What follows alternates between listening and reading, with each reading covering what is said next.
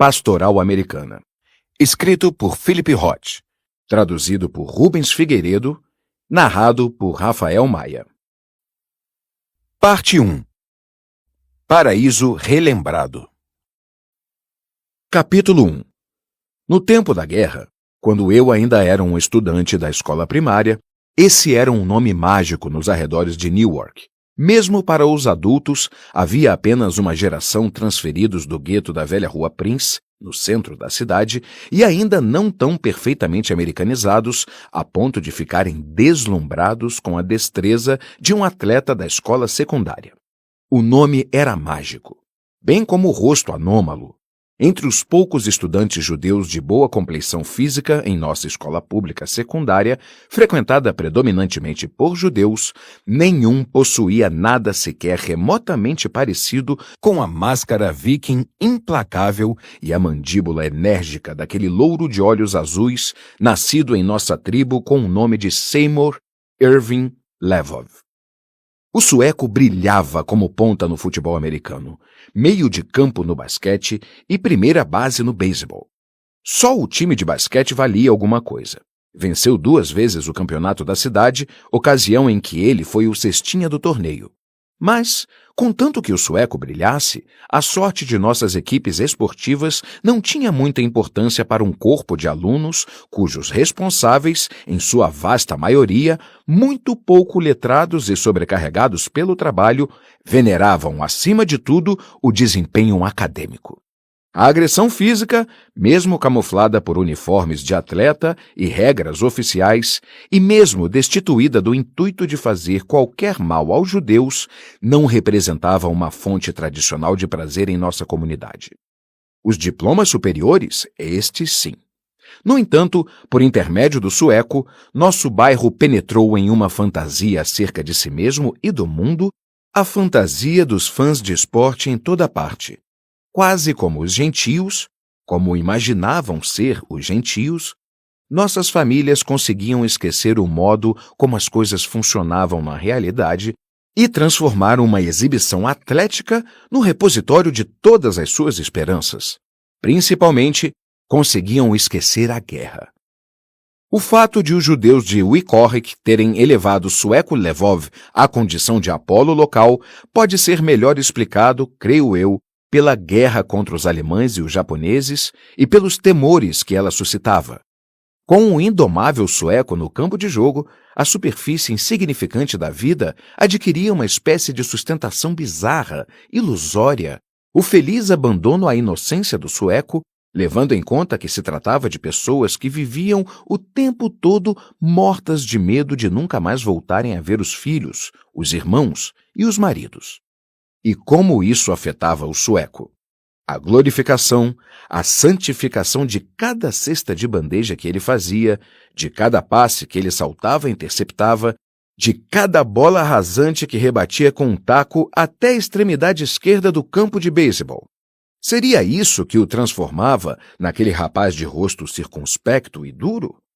Ou a sobriedade do ar maduro seria antes a manifestação exterior de uma árdua luta interior para manter acuado o narcisismo, servido amorosamente e em grandes porções por uma comunidade inteira? As animadoras de torcida na escola secundária tinham um grito especial para o sueco.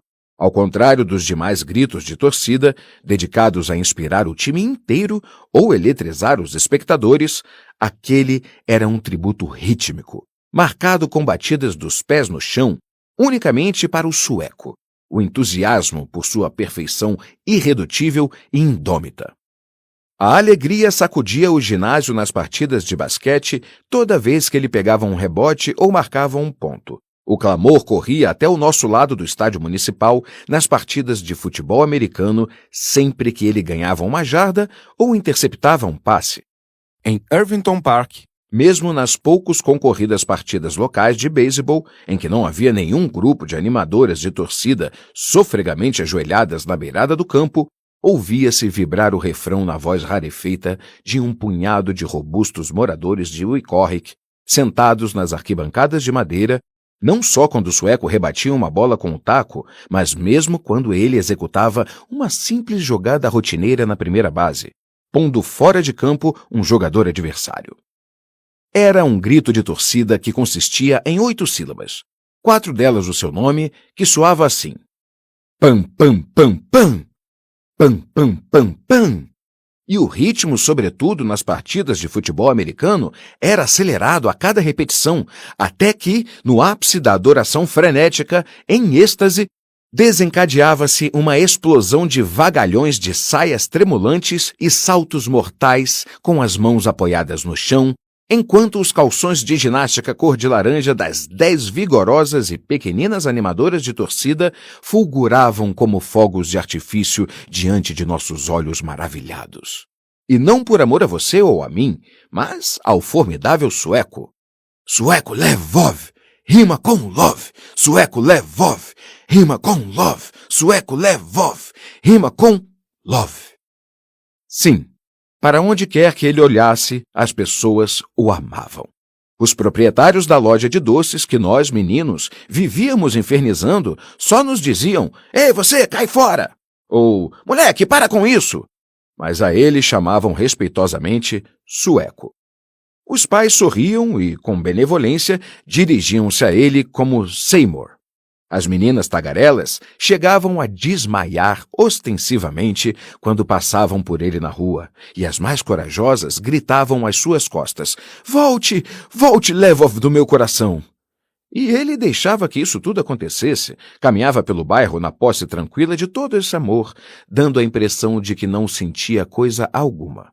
Ao contrário de toda e qualquer fantasia que o restante de nós possa ter tido a respeito do efeito intensificador em nós mesmos, dessa adulação total, acrítica e idólatra, o amor despejado sobre o sueco parecia, de fato, privá-lo de sentimentos.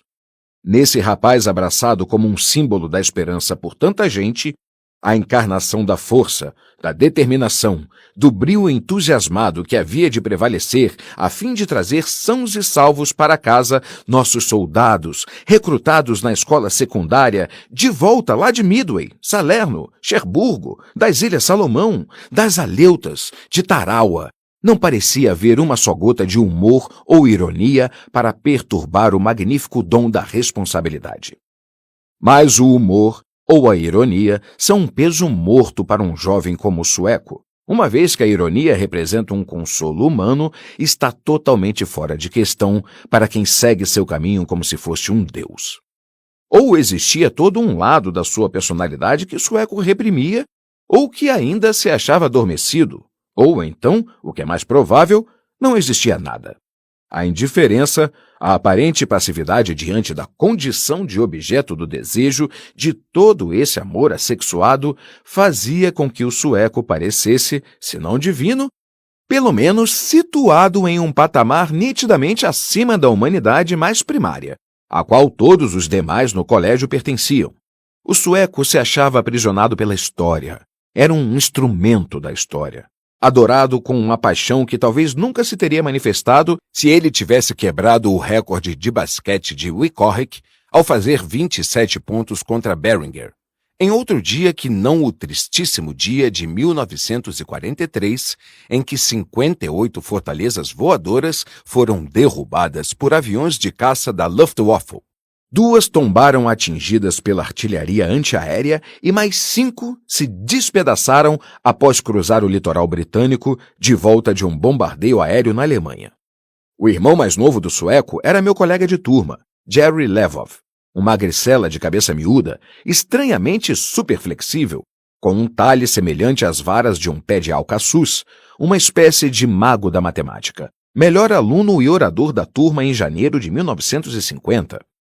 Embora Jerry nunca tenha tido uma amizade verdadeira com ninguém, a seu modo irracível e imperioso, ele me dedicou sua atenção ao longo dos anos. E foi assim que, a partir dos 10 anos de idade, vinha ser sempre derrotado por ele no ping-pong, no bem acabado porão da casa da família Lvov, na esquina das ruas Windmoor e Keir. Acabado, significando que o porão tinha as paredes forradas com pinho nodoso doméstico e não, como Jerry parecia pensar, que era o lugar perfeito para acabar com a raça de um outro garoto. O caráter explosivo da agressividade de Jerry em uma mesa de ping-pong ultrapassava o de seu irmão em qualquer outro esporte. Uma bola de ping-pong é concebida e modelada de uma forma genial para nunca vazar o olho da gente. De outro modo, eu jamais teria ido jogar ping-pong no porão da casa de Jerry Levoth. Se não fosse pela oportunidade de dizer às pessoas que eu frequentava a casa de Sueco Levoth, ninguém seria capaz de me levar para aquele porão sem ter com o que me defender, a não ser uma pequena raquete de madeira. Nada que pese tão pouco quanto uma bola de ping-pong pode ser letal. Todavia, quando Jerry golpeava aquela bolinha, o assassinato não podia andar muito longe do seu pensamento.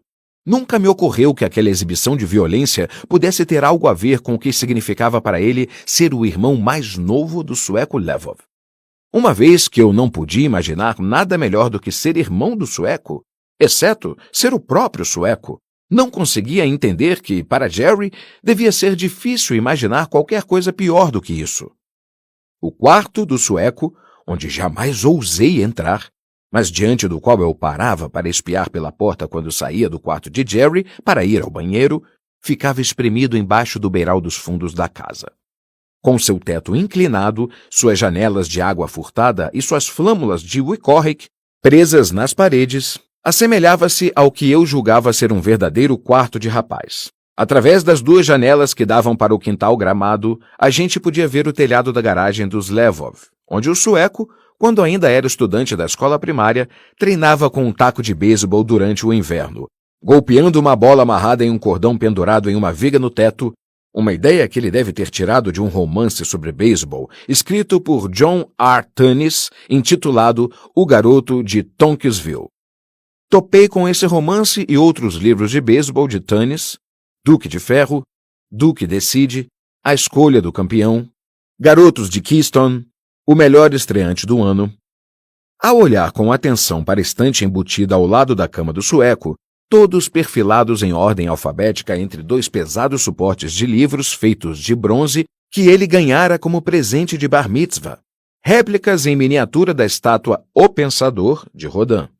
Fui imediatamente à biblioteca para pegar emprestado todos os livros de Tunnis que pude encontrar, e comecei com O Garoto de Tonksville, um romance doloroso, cativante para um menino, escrito de maneira simples, lento em certos trechos, mas direto e nobre, a respeito de um garoto, Roy Tucker, um jovem arremessador de mão firme, oriundo da montanhosa zona rural de Connecticut, cujo pai morre quando ele ainda tem 4 anos e cuja mãe morre quando ele está com 16, e que ajuda sua avó a ganhar o pão de cada dia, trabalhando na fazenda da família durante o dia e, de noite, trabalhando na cidade, no mercadinho do Mackenzie, na esquina da South Main.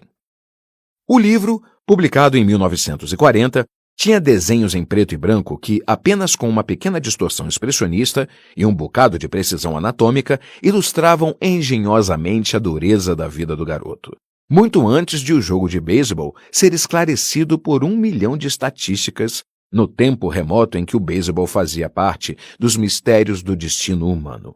Quando os principais atletas da liga não aparentavam ser rapagões saudáveis, mas sim magros e mal alimentados trabalhadores. As ilustrações pareciam nascidas da sombria miséria da América da Depressão.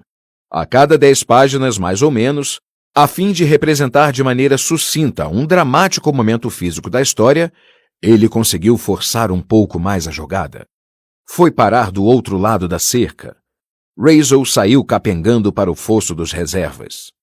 Surge uma ilustração escura, carregada no preto, de um jogador magricela de um rosto sombrio, severamente delineado sobre uma página vazia, sem texto, isolado, como a alma mais solitária do mundo, tanto da natureza como dos homens, ou plantado sobre a simulação pontilhada de um campo gramado, arrastando aos pés a esquálida estatueta de uma sombra semelhante a um verme.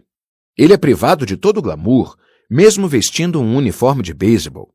Se é o apanhador, sua mão provida de luvas parece uma pata de animal. E o que cada imagem torna graficamente óbvio é que jogar nos times principais, por mais heróico que possa parecer, é apenas uma outra forma de trabalho fatigante e mal remunerado. O garoto de Tonksville podia também se chamar o Cordeiro de Tonksville, ou até o Cordeiro de Tonksville levado para o matadouro. Na carreira do garoto de Tonksville, como astro recém-chegado a um clube colocado em último lugar no campeonato, o Brooklyn Dodger, cada triunfo é recompensado com uma decepção punitiva ou um acidente arrasador. A leal amizade que se desenvolve entre o solitário e saudoso garoto e o apanhador veterano do Dodger, Dave Leonard, que lhe ensina com sucesso como agir na liga principal e que, com seus firmes olhos castanhos por trás da máscara, zela por ele no decorrer de uma partida em que o adversário não tem a chance de chegar sequer à primeira base. Termina brutalmente desfeita após 6 semanas de torneio, quando, do dia para a noite, o veterano é retirado da lista de jogadores do clube. Ali estava uma velocidade que raramente mencionavam no mundo do beisebol, a rapidez com a qual um jogador ascende e decai.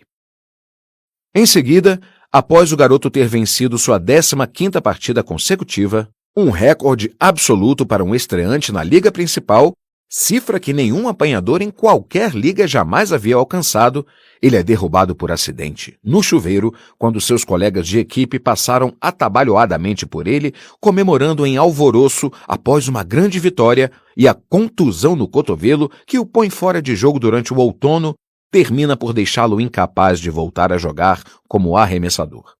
Ele fica no banco durante o resto do ano como um substituto de emergência em virtude de sua força ao bater, e depois, ao longo do nevoento inverno, de volta para casa em Connecticut, passando os dias na fazenda e as noites no mercadinho, agora bem conhecido, mas de novo apenas o neto querido da vovó.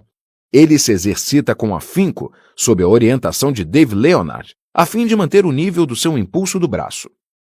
A tendência para ficar com o ombro direito um pouco mais baixo e impulsionar a bola um pouco para cima era o seu pior defeito.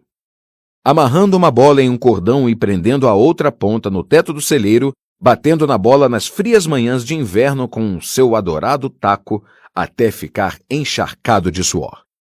Pá! O som limpo e doce de um bastão batendo em cheio em uma bola. Na temporada seguinte, ele está pronto para retornar aos Dodgers como um veloz jogador do lado direito do campo.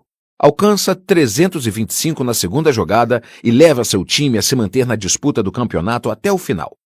No último dia da temporada, em uma partida contra os Giants, que estão na frente, mas apenas até a metade da partida, o garoto incendeia o ataque dos Dodgers e, no fundo da 14ª, com 2 fora, 2 homens em jogo e os Dodgers na frente por causa de uma corrida completada com êxito pelo garoto, no seu estilo tipicamente arrojado e explosivo de correr, ele executa a jogada final e salvadora. Uma corrida desesperada para apanhar a bola no ar e que termina com o garoto se esborrachando de frente no muro da lateral direita do campo. Essa proeza temerária conduz os Dodgers para o campeonato mundial e deixa o garoto se contorcendo em dores sobre a grama verde do campo. Tunis conclui da seguinte forma: a noite caiu sobre a massa dos jogadores, sobre uma enorme multidão que afluiu para dentro do campo, sobre 2 homens que carregaram uma forma inerte no meio da multidão, sobre uma padiola, ouviu-se o ressoar de um trovão. A chuva caiu sobre o Polo Grounds. Caiu, caiu, o ressoar de um trovão, e assim termina o livro de Jó dos meninos. Eu tinha 10 anos e jamais lera algo semelhante. A crueldade da vida, a sua injustiça. Eu não conseguia acreditar. O membro censurável dos Dodgers é Raisel Nugent, um grande arremessador, mas beberrão e cabeça quente, um brigão violento, furiosamente invejoso do garoto. E mesmo assim, não é Raisel que termina carregado inerte em uma padiola, mas o melhor de todos eles, o órfão chamado garoto, criado numa fazenda, modesto, sério, casto, leal, ingênuo, intrépido, esforçado, de fala macia, corajoso, atleta formidável, um rapaz maravilhoso e austero. Nem é preciso dizer que pensei no sueco e no garoto como uma só pessoa e me perguntei como é que o sueco conseguia suportar ler um livro como aquele que me deixara à beira das lágrimas e incapaz de dormir. Se eu tivesse a coragem de falar com o sueco, teria perguntado se ele achava que o final significava que o garoto estava acabado para o beisebol ou se existia ainda a possibilidade de um retorno. A palavra inerte me aterrorizava. Será que o garoto havia morrido em consequência da última jogada do ano? Será que o sueco sabia a resposta? Será que se importava com isso? Será que tinha passado pela sua cabeça que, se um desastre como aquele podia derrubar o garoto de Tonksville, a mesma coisa poderia também pôr fora de ação o grande sueco? Ou será que um livro a respeito de um nobre astro do beisebol, bárbara e injustamente castigado, um livro sobre um inocente dotado de um enorme talento, cujo grande defeito era simplesmente manter o ombro direito um pouco abaixado e impulsionar a bola um pouco para cima, mas que mesmo assim termina destruído pelo céu trovejante, era apenas mais um romance na sua estante, entre aqueles suportes de livros com réplicas da estátua O Pensador? A Avenida Kear era onde moravam os judeus ricos, ou que pareciam ricos para a maioria das famílias que ocupavam apartamentos alugados nas residências partilhadas por 2, 3 e 4 famílias, com varandas de tijolos inteiramente reservadas para nosso lazer depois do horário da escola. O jogo de dados, o 21 e o stoopball, partidas intermináveis até que a bolinha de borracha vagabunda, arremessada impiedosamente contra os degraus, rompia a costura e estourava. Aqui nessa grade de ruas margeadas de alfarrobeiras, em que a fazenda dos Lyon fora dividida no tempo da explosão de prosperidade no início dos anos 20, a primeira geração de judeus de Newark, pós-imigração, havia se reagrupado em uma comunidade que se inspirou antes nas características mais salientes da vida americana do que nas aldeias polonesas recriadas por seus pais, falantes do Yiddish, em torno da Rua Prince, na empobrecida região do Terceiro Distrito. Os judeus da Avenida Kear, com seus porões bem acabados, suas varandas protegidas com telas, a escadinha de laje na entrada, pareciam estar na vanguarda, como pioneiros audazes, mostrando-se habilitados a desfrutar as amenidades normais da vida americana.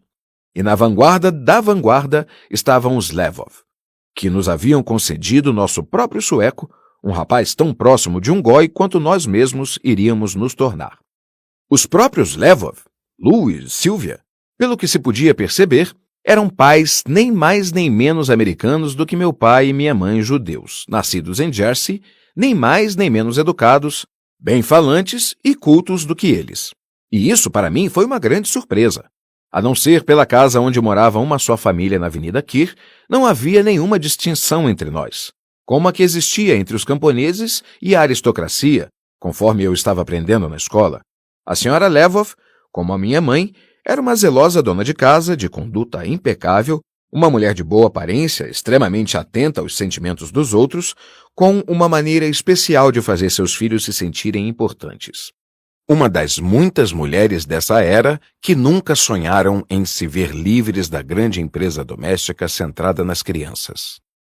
Da mãe, os 2 irmãos Levov herdaram os ossos compridos e o cabelo bonito, embora, como o cabelo dela fosse mais vermelho, mais crespo e sua pele ainda se mostrasse coberta de sardas joviais, ela parecesse menos assombrosamente ariana do que os filhos, uma excentricidade genética menos clamorosa entre os rostos de nossas ruas. O pai não tinha mais do que 1,68 m ou 70, um homem buliçoso, ainda mais agitado do que o meu, cujas inquietações estavam modelando as minhas próprias ansiedades. O Sr. Levov era um daqueles pais judeus oriundos dos bairros miseráveis e guetos, cuja perspectiva iletrada e rude tocara para a frente toda uma geração de filhos judeus esforçados e instruídos em faculdades. Um pai para quem tudo representa um dever inexorável, para quem existe um jeito certo e um jeito errado, e nada no intervalo entre um e outro.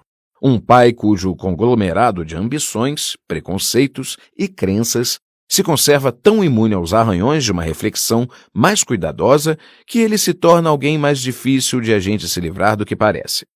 Homens limitados dotados de uma energia sem limites. Homens rápidos para mostrarem-se amigos e rápidos para ficar de saco cheio.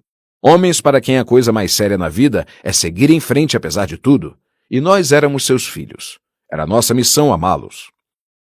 Calhou de meu pai ser um calista cujo consultório foi durante anos nossa sala de estar e que ganhava dinheiro suficiente para nossa família ir vivendo.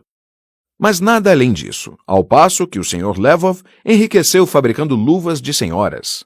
O pai dele, o avô de Sueco Lvov, tinha vindo do seu antigo país para Newark na década de 1890. E seu primeiro emprego foi descarnar couros de carneiro recém-saídos dos tonéis de cal.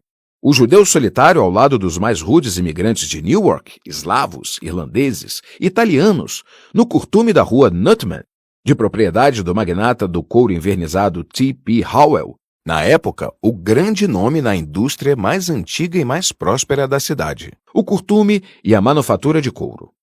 A coisa mais importante na produção do couro é a água. As peles enroladas em grandes tonéis de água, tonéis vomitando água imunda, canos jorrando água quente e fria, centenas de milhares de litros de água.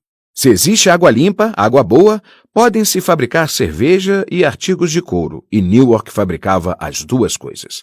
Grandes cervejarias, grandes curtumes e, para o imigrante, muito trabalho suado, fedorento e esmagador.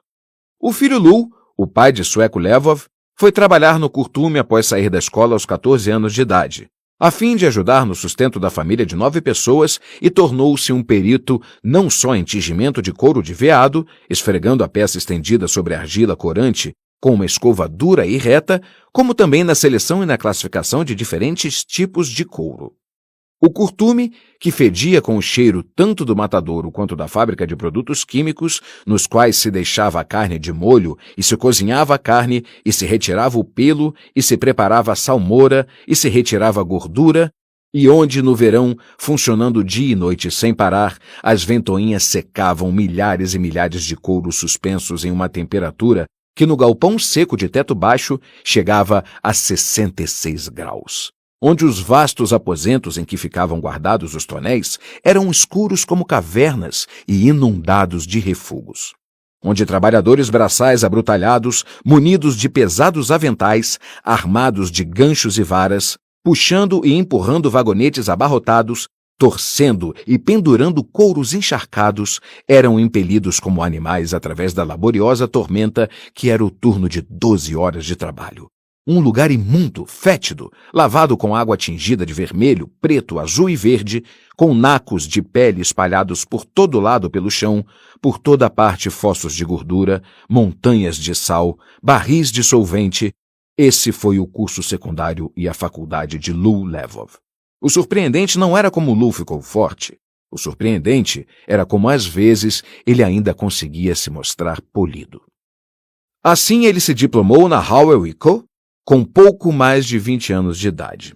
E ao lado de 2 irmãos iniciou uma especialização ao produzir pequenas bolsas feitas com couro de jacaré, compradas por R.G. Solomon, o rei da produção do Cordovão e líder no preparo de couro de jacarés em Newark. Por certo tempo, parecia que o negócio podia florescer, mas, após o craque da bolsa, a empresa desandou, levando à falência os 3 ativos e audazes irmãos Lvov. A empresa Artigos de Couro para Senhoras Newark entrou em atividade poucos anos depois, com Lou Lvov, agora sozinho, comprando artigos de couro defeituosos, bolsas, luvas e cintos com defeito de fabricação, e vendendo-os em uma carrocinha de mão nos finais de semana, de porta em porta à noite. Em Neck, uma protuberância semi-peninsular que assinala o ponto mais oriental de Newark, o primeiro lugar onde cada leva de imigrantes recém-chegados se instalava, as baixadas limitadas ao norte e a leste pelo rio Passaic e, ao sul, pelos pântanos salgados, havia italianos que tinham fabricado luvas em sua terra natal e começaram a trabalhar para ele por encomenda, em casa. Da pele que ele lhes fornecia, os italianos cortavam e costuravam luvas de senhora que ele vendia como mascate por todo o estado. Na época em que a guerra estourou, ele tinha a seu serviço um conjunto de famílias italianas cortando e costurando luvas para crianças em um pequeno sótão na West Market. Era um negócio secundário, não dava dinheiro grosso, até que, em 1942, veio a bonança. Uma luva preta, forrada, feita de pele de carneiro, encomendada pela Corporação Feminina do Exército. Ele alugou a velha fábrica de guarda-chuvas, um prédio de tijolos de 50 anos, todo escurecido pela fumaça, de 4 andares, na esquina da Avenida Central com a Segunda, e logo depois comprou o prédio inteiro, alugando o andar de cima para uma fábrica de zíperes. A Artigos de Couro para Senhoras Newark começou produzindo luvas aos montes, e a cada 2 ou 3 dias o caminhão estacionava nos fundos e as levava embora. Um motivo para o júbilo ainda maior do que o contrato com o governo foi a boa relação comercial com Bamberger. A Artigos de Couro para Senhoras Newark começou a vender para a loja de Bamberger e se tornou o principal fabricante de luvas de couro para senhoras, em virtude de um improvável encontro entre Lou Levov e Louis Bamberger. Em um jantar cerimonioso em homenagem a Meyer Ellenstein, comissário municipal desde 1933 e o único judeu a ocupar o cargo de prefeito de Newark, um figurão da BAMS, ao saber que o pai de sueco Levov se achava presente, veio cumprimentá-lo pela escolha do filho pelo New York News como o melhor jogador de meio de campo do basquete em todo o condado. Alerta a grande oportunidade de sua vida. A chance de passar por cima de todos os obstáculos e saltar direto para o topo. Lou Levov atrevidamente tratou de deixar claro que gostaria muito de ser apresentado ao legendário Al Bamberger, em pessoa, o fundador da loja de departamentos mais famosa de Newark e o filantropo que dera à cidade o seu museu, uma figura poderosa, tão importante para os judeus da cidade quanto o era Bernard Baruch, para os judeus do país inteiro, por causa de suas estreitas relações com Franklin Delano Roosevelt. Segundo a fofoca que corria pelo bairro, embora Bamberger tivesse feito pouco mais do que apertar a mão de Lou Levov e conversar acerca do sueco, durante uns 2 minutos no máximo, Lou Levov se atreveu a dizer na sua cara: "Senhor Bamberger, nós temos a qualidade, nós temos o preço. Por que não podemos vender para o senhor nossas luvas?" E antes de o mês terminar, a loja BAMS havia feito uma encomenda para artigos de couro para senhoras Newark, a primeira encomenda de 500 dúzias de pares de luvas. No final da guerra, a Artigos de Couro para Senhoras Newark havia se estabelecido. Em boa parte devido às conquistas esportivas do sueco, como um dos nomes mais respeitáveis no ramo das luvas de senhoras ao sul de Gloversville, Nova York, o centro do comércio de luvas, onde Lou Levov embarcava seus couros pela ferrovia através de Fultonville, para serem curtidos no melhor curtume de luvas que existia. Em 1958, pouco mais de uma década depois, com a abertura de uma fábrica em Porto Rico, o próprio sueco se tornaria o presidente da empresa, viajando todas as manhãs até a Avenida Central, desde sua casa, 48 quilômetros a oeste de Newark, para além dos subúrbios. Um pioneiro da meia-distância que morava em uma fazenda de 100 acres, na beira de uma estrada vicinal nas montanhas escassamente habitadas depois de Morristown, na saudável e rural Old Rimrock, Nova Jersey, bem longe do curtume onde o avô Levov começara a vida na América. Aparando do couro bruto a carne esponjosa que havia inchado de forma nojenta até atingir 2 vezes a sua espessura original nos grandes tonéis de cal. Um dia depois de se formar em Wickhorrick, em junho de 45, o sueco ingressara na fuzilaria naval, ansioso para tomar parte da luta que poria fim à guerra. Corria o boato de que seus pais estavam apavorados e fizeram de tudo para convencê-lo a sair da fuzilaria e entrar na marinha. Mesmo que o sueco superasse o famigerado antissemitismo dos fuzileiros navais, será que ele se imaginava escapando vivo de uma invasão do Japão? Mas o sueco não se deixava dissuadir do desejo de enfrentar o desafio patriótico e valoroso que ele secretamente prometera a si mesmo depois de Pearl Harbor, de partir para combater como um dos mais arrojados entre os mais arrojados, caso o país ainda estivesse em guerra quando ele se formasse na escola secundária. Estava apenas concluindo seu treinamento de recruta em Parris Island, Carolina do Sul, onde os rumores indicavam que os fuzileiros deveriam atacar o litoral japonês no dia 1º de março de 1946. Quando a bomba atômica foi lançada em Hiroshima. Em consequência, o sueco passou o restante do tempo de serviço militar como especialista em recreação, lá mesmo em Parris Island. Comandava os exercícios calistênicos do seu batalhão durante meia hora, todas as manhãs antes do desjejum, cuidava para que os praticantes de boxe distraíssem os recrutas 2 noites por semana, e passava a maior parte do tempo jogando no time da base contra os times das Forças Armadas de toda a região sul. Basquete todo o inverno, beisebol durante todo o verão. O sueco estava na Carolina do Sul havia mais ou menos um ano, quando ficou noivo de uma moça irlandesa e católica, cujo pai, um major da fuzilaria que tempos antes fora treinador do time de futebol americano de Purdue, havia obtido para o sueco a mamata que vinha a ser o seu cargo de instrutor de ginástica, a fim de permitir que este ficasse em Perry Island para jogar. Muitos meses antes de o sueco ser dispensado, seu pai fizera uma viagem até Perry Island. Permaneceu ali durante uma semana inteira, no hotel em Beaufort, perto da base, e só partiu quando o noivado com a senhorita Dunleavy foi desfeito. O sueco voltou para casa em 1947 e se matriculou no Uppsala College, em East Orange, com 20 anos, sem o estorvo de uma esposa gentia e cercado de um heroísmo ainda mais glamuroso, por ter atingido seu objetivo de tornar-se um fuzileiro naval judeu, um instrutor de ginástica, nada mais nada menos, e no campo de treinamento militar provavelmente mais cruel do mundo todo. Os fuzileiros navais são feitos no treinamento de recrutas, e Seymour Irving Levov ajudara a forjá-los. Sabemos tudo isso porque a mística do sueco sobreviveu nos corredores e nas salas de aula da escola secundária, onde eu estudava a essa altura. Recordo ter viajado 2 ou 3 vezes com amigos em uma primavera até Viking Field, em East Orange, para ver o time de beisebol de Uppsala disputar partidas locais aos sábados. O seu grande astro, o batedor da 4ª posição e homem da primeira base, era o sueco. 3 home runs no mesmo dia contra Muhlenberg. Sempre que víamos um homem nas arquibancadas vestindo terno e chapéu, cochichávamos uns para os outros. Um olheiro! Um olheiro!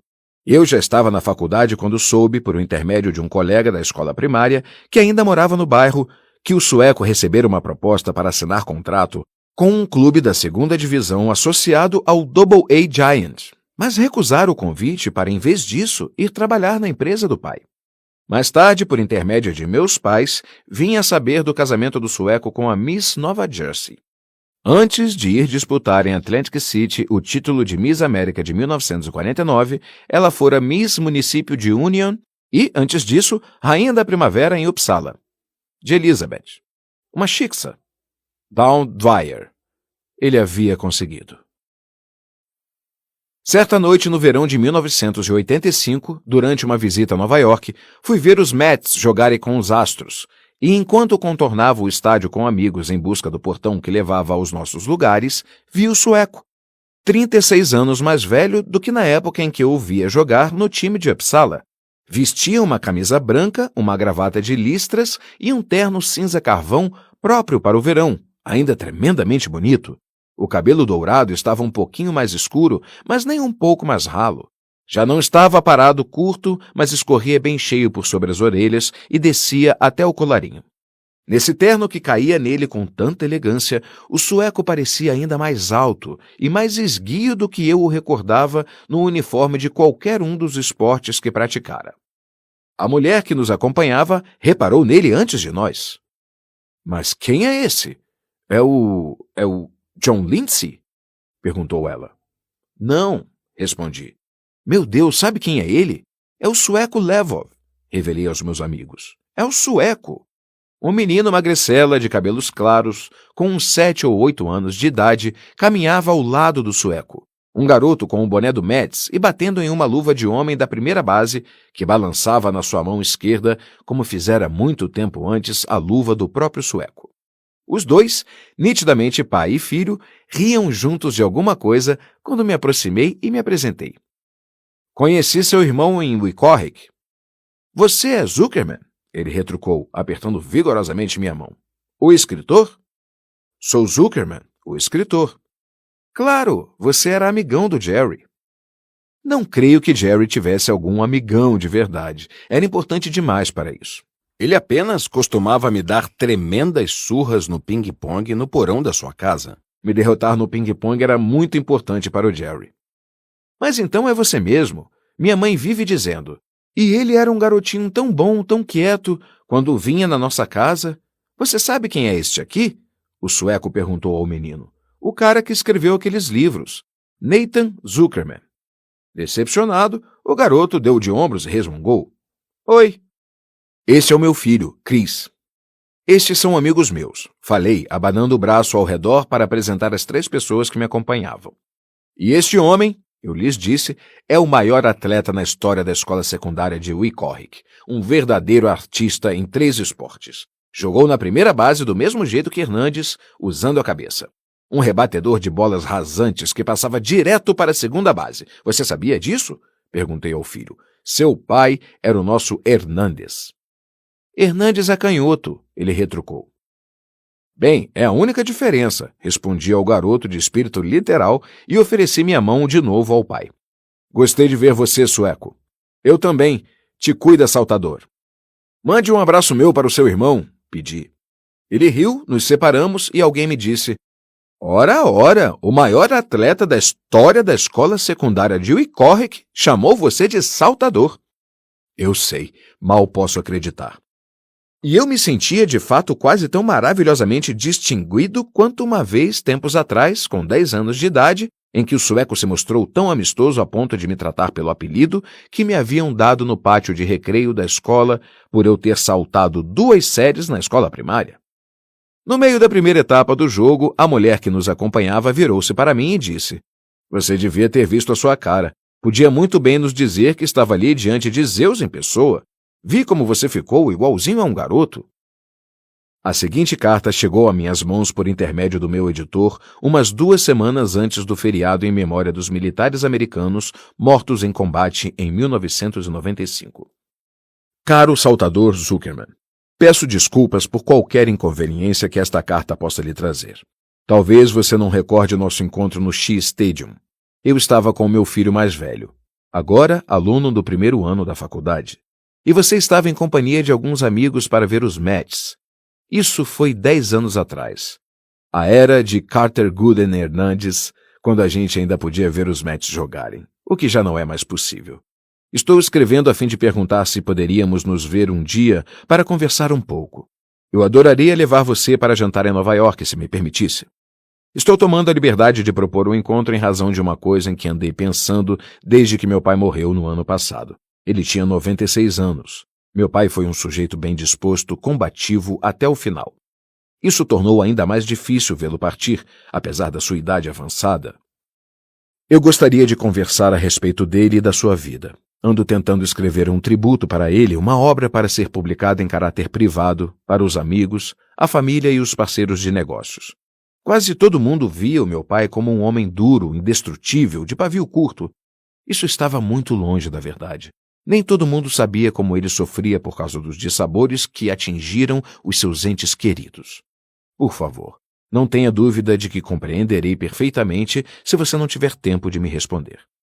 Atenciosamente, Seymour Sueco Levov, da turma de 1945 da escola secundária de Weehawken. Se qualquer outra pessoa tivesse me perguntado se podia conversar comigo sobre um tributo que estava escrevendo a respeito do pai, eu teria lhe desejado boa sorte e manteria meu nariz longe dessa história.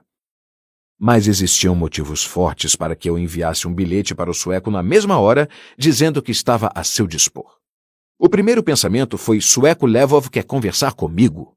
Coisa ridícula, talvez, já no início da velhice, mas bastou que eu visse a sua assinatura no pé da página para me ver inundado por recordações do sueco, dentro e fora do campo, lembranças de uns 50 anos atrás e ainda empolgantes. Lembrei ir todo dia ao estádio para ver o treino de futebol americano no 1º ano em que o sueco aceitou fazer parte do time. Ele já era um cestinha nos arremessos de bandeja no basquetebol. Mas ninguém tinha ideia de que ele podia se mostrar também um mágico no futebol americano, até que o treinador o convocou para jogar como ponta. E nosso time, que perdia muito, embora ainda sem sair dos últimos lugares da Liga Municipal, passou a conseguir 1, 2 e até 3 touchdowns em um só jogo, todos marcados com passes do sueco. 50 ou 60 garotos se amontoavam nas laterais do campo durante o treino a fim de ver o sueco. Com um capacete de couro muito surrado e a camisa de jersey marrom com o número 11 estampado em cor laranja, treinando com os titulares contra a equipe dos juniores. O zagueiro titular, canhoto Leventhal, acertava um passe depois do outro para o sueco. Leventhal para Levov. Leventhal para Levov. Era um anapesto que sempre podia nos levar ao auge do entusiasmo com o sueco. E a tarefa do time de juniores, jogando na defesa, consistia em impedir que Sueco Levov marcasse pontos em todas as jogadas. Tenho mais de 60 anos de idade. Não sou exatamente uma pessoa com a mentalidade de um garoto, mas o deslumbramento do menino jamais se evaporou de todo. Pois até hoje não esqueci a imagem do sueco, depois de ser sufocado por um monte de adversários que se atiraram em cima dele, se colocando lentamente de pé, sacudindo o pó do corpo, lançando um olhar de protesto para cima na direção do céu escuro de outono, soltando um suspiro de lástima e depois correndo a trote, intacto, de volta para o agrupamento dos jogadores, a fim de combinar a tática seguinte. Quando ele marcava um ponto, era uma espécie de glória, e quando era derrubado e soterrado embaixo de uma pilha de adversários, e depois simplesmente se levantava e sacudia a poeira do corpo, isso era também uma outra espécie de glória, mesmo em um simples treino. E então, um dia, compartilhei essa glória. Eu tinha 10 anos de idade, nunca antes fora tocado pela grandeza e teria permanecido tão distante das atenções do sueco quanto qualquer pessoa na lateral do campo, não fosse por Jerry Levov. Havia pouco tempo, Jerry me tomara como seu amigo. Embora eu mal pudesse acreditar nisso, o sueco devia ter percebido minha presença na sua casa. E assim, no final de uma tarde de outono de 1943, quando ele foi lançado ao chão pelo time inteiro dos juniores, após receber um passe curto de Leventhal, e o técnico soprou o apito abruptamente, indicando que era o bastante para aquele dia, o sueco, flexionando o cotovelo a fim de experimentar o braço enquanto corria, mancando um pouco, para fora do campo, me avistou entre os outros meninos e me disse: "Essas coisas nunca acontecem no basquete, Saltador. O Deus, ele mesmo tinha feito 16 anos, me erguera até o paraíso dos atletas. O adorado havia reconhecido o adorador. É claro, em relação aos atletas, assim como em relação aos ídolos do cinema, cada idólatra imagina que ele ou ela possui um vínculo pessoal e secreto, mas aquele vínculo foi forjado com toda a franqueza pelo menos pomposo dos astros do esporte e diante de uma respeitosa congregação de garotos competitivos. Uma experiência assombrosa, e fiquei emocionado. Corei, tremi, na certa não consegui pensar em mais nada durante o resto da semana. A autopiedade proferida em tom de brincadeira, a generosidade viril, a benevolência nobre, a autossatisfação do atleta tão abundante que uma parcela podia ser oferecida de graça para a multidão, essa magnanimidade não apenas me assombrou e me fez flutuar porque veio embrulhada no meu apelido, mas também ficou gravada em minha mente como uma encarnação de algo mais formidável até do que o talento do sueco no esporte. O talento de ser autêntico. A capacidade de ser aquela estranha força arrebatadora e ainda possuir uma voz e um sorriso não maculados pelo mais leve traço de superioridade.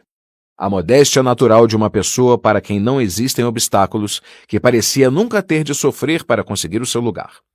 Não imagino que eu seja o único homem adulto que foi, no passado, um menino judeu, desejoso de ser um garoto integralmente americano durante os anos patrióticos da guerra.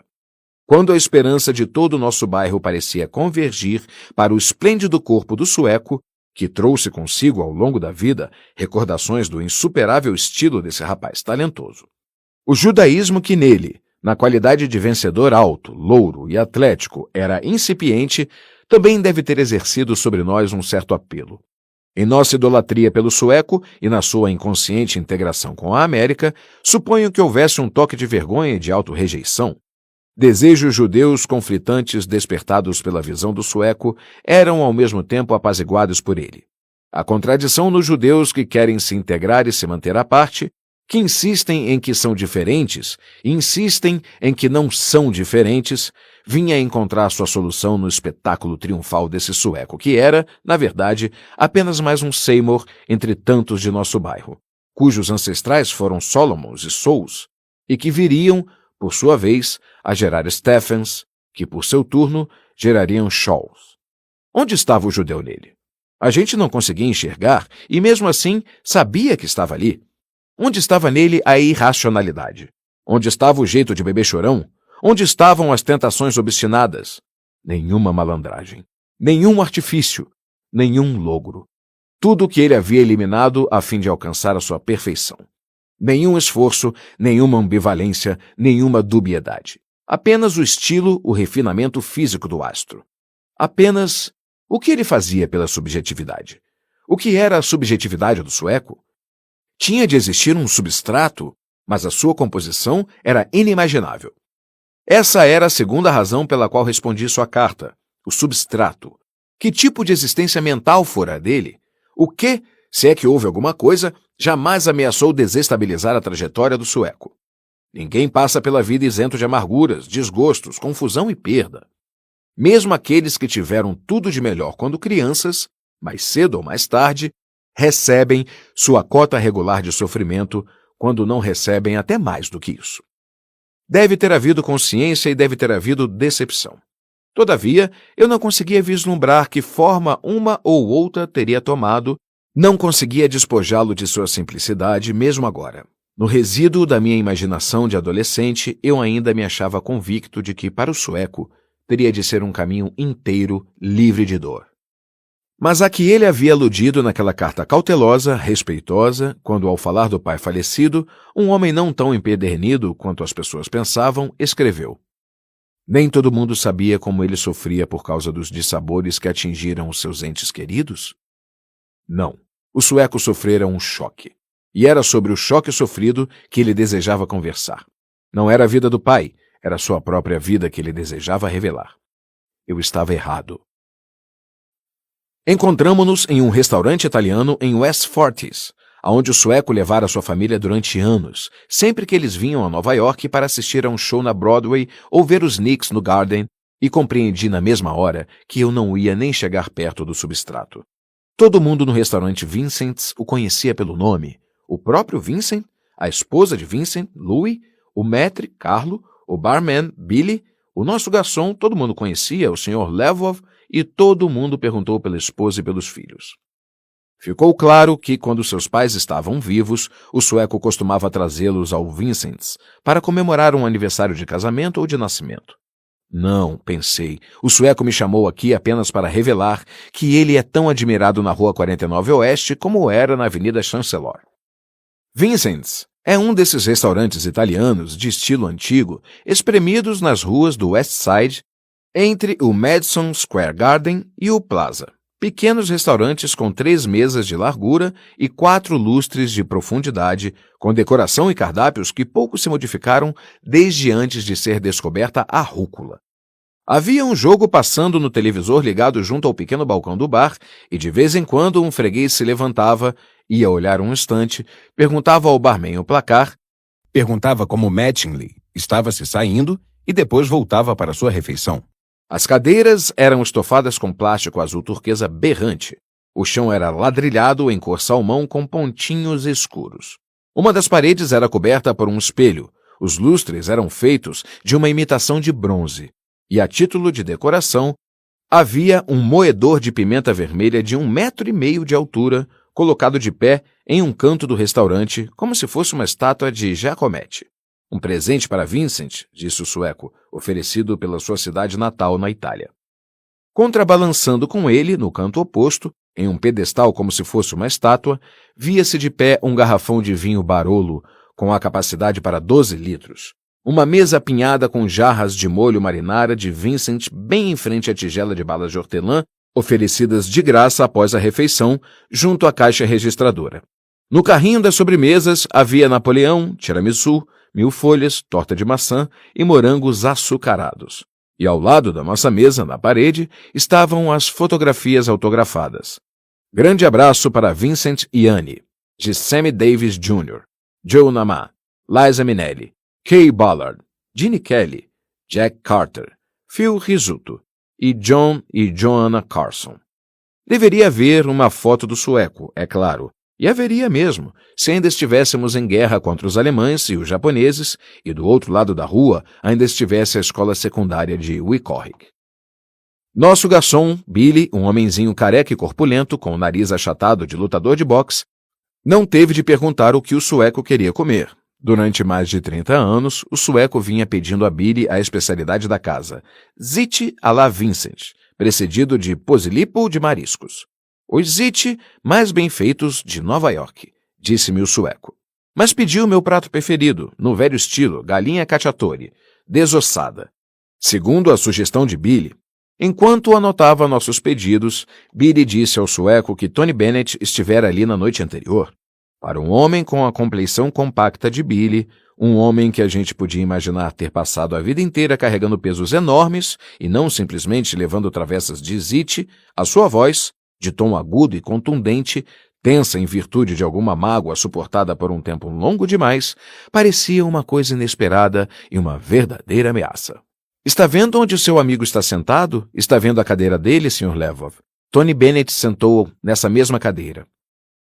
Para mim, ele disse: o senhor sabe o que Tony Bennett diz quando chegam perto da mesa dele e se apresentam? Diz assim: é um prazer conhecer o senhor. E pronto, a pessoa já está amiga dele. Isso encerrou a diversão. Daí em diante, foi só trabalho. O sueco havia trazido fotos de seus 3 filhos para me mostrar e do antepasto até a sobremesa, quase toda a conversa foi sobre Chris, de 18 anos, Steve, de 16 e Kent, de 14. Quem era melhor no lacrosse do que no beisebol, mas estava sendo pressionado pelo técnico, quem era tão bom no futebol quanto no futebol americano, mas não conseguia se resolver em qual dos dois ia ficar, quem era o campeão de mergulho que também quebrara os recordes da escola em nado borboleta e costas, todos os 3 eram alunos aplicados. Só notas A e B. Um estava voltado para as ciências, o outro tinha tendências comunitárias, ao passo que o terceiro, etc.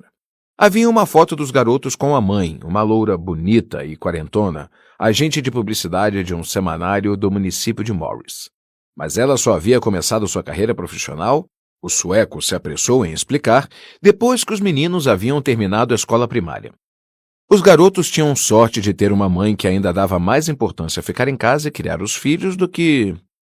Fiquei impressionado à medida que o jantar prosseguia, ao ver como ele parecia seguro de todos os lugares comuns que ia dizendo, e como tudo o que dizia vinha inundado pela sua natureza benévola. Continuei esperando que ele trouxesse à tona outra coisa que não aquelas trivialidades inquestionáveis, mas tudo o que vinha à superfície era apenas mais superfície.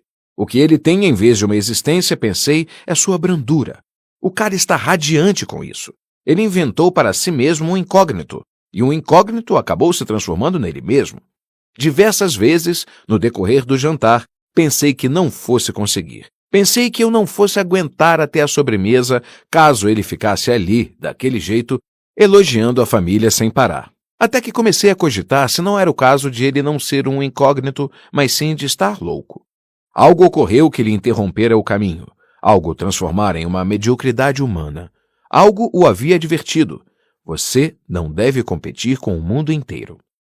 O sueco, uns 6 ou 7 anos mais velho do que eu, estava perto dos 70 e ainda tinha um aspecto magnífico, apesar das gretas no canto dos olhos e abaixo do promontório das maçãs do rosto, uma ligeira concavidade apenas um pouco maior do que o exigido pelos padrões clássicos de austeridade. Debitei sua magreza na conta de um regime severo de tênis e corrida.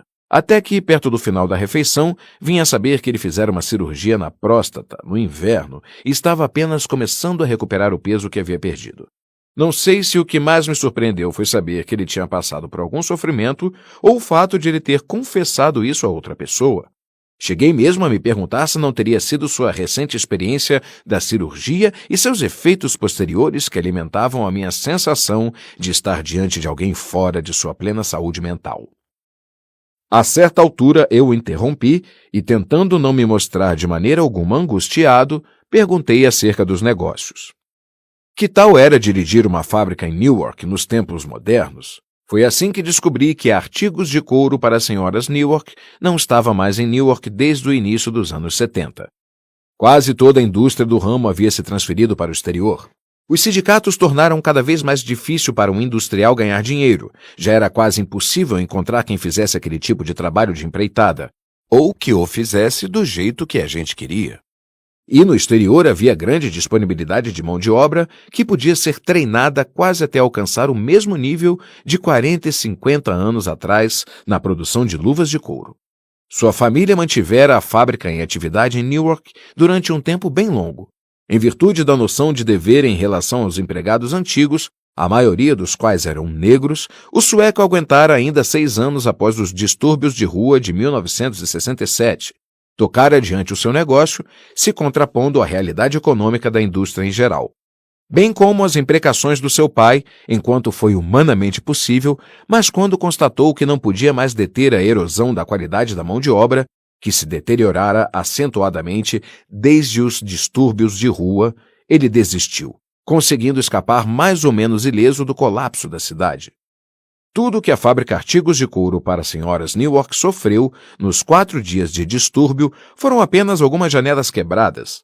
Não obstante, a 50 metros do portão da fábrica, diante do seu galpão de embarque, no West Market, 2 outros prédios foram devastados pelo fogo e depois abandonados. Impostos, corrupção e raça. Era a ladainha do meu pai. Qualquer pessoas de todo o país que não podiam importar-se menos com o destino de Newark, para o meu pai não fazia a menor diferença. Fosse lá em Miami Beach, nos condomínios, ou em um iate no Mar do Caribe, todas elas iam ouvir falar um bocado da sua velha e adorada Newark, massacrada pelos impostos, pela corrupção e pela raça. Meu pai era um daqueles caras da Rua Prince que amou aquela cidade a vida inteira. O que aconteceu com Newark partiu seu coração. É a pior cidade do mundo, Saltador. O sueco me garantiu. Antigamente era a cidade onde fabricavam tudo. Agora é a capital mundial do roubo de carros. Sabia disso? Não é a coisa mais horrível que se pode imaginar para uma cidade, mas já é um bocado ruim. Os ladrões moram sobretudo no nosso antigo bairro. Garotos negros. 40 carros são roubados em Newark a cada 24 horas. Esta é a estatística. Incrível, não é? E os carros se tornam armas mortíferas. Uma vez roubados, são mísseis aéreos. O alvo é qualquer que passar na rua. Velhos, criancinhas que mal sabem andar, não importa. Bem em frente à minha fábrica, para eles, fica a pista de corrida de Indianápolis. Esse foi outro motivo que nos fez sair de lá.